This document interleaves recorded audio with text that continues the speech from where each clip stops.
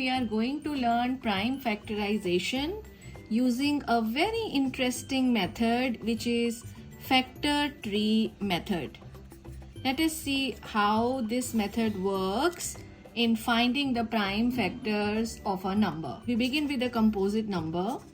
So consider a composite number 12. You can write 12 as 2 into 6. So how we write this?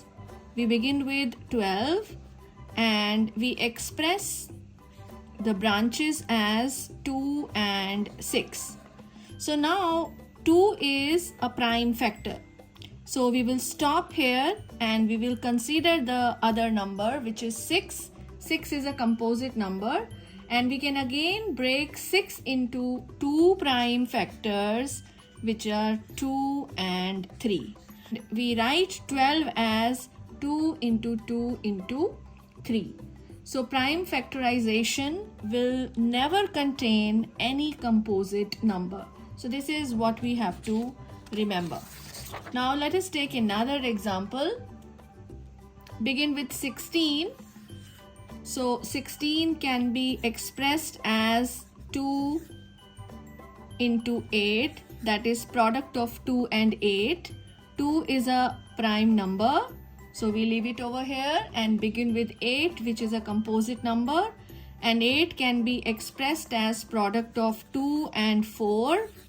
Again we leave 2 here, and 4 can be expressed as product of 2 and 2.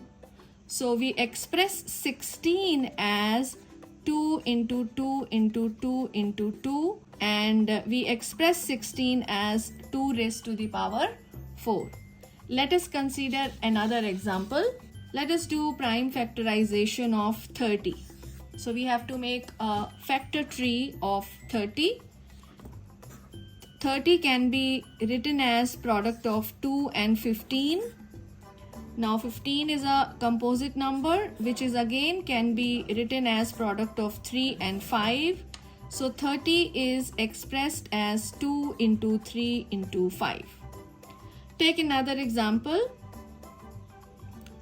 70. How do you write 70?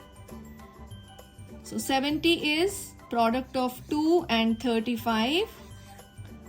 Now 35 is product of 5 and 7. So we write 70 as 2 into 5 into 7. So this process is called prime factorization, and the method which we have used is factor tree method.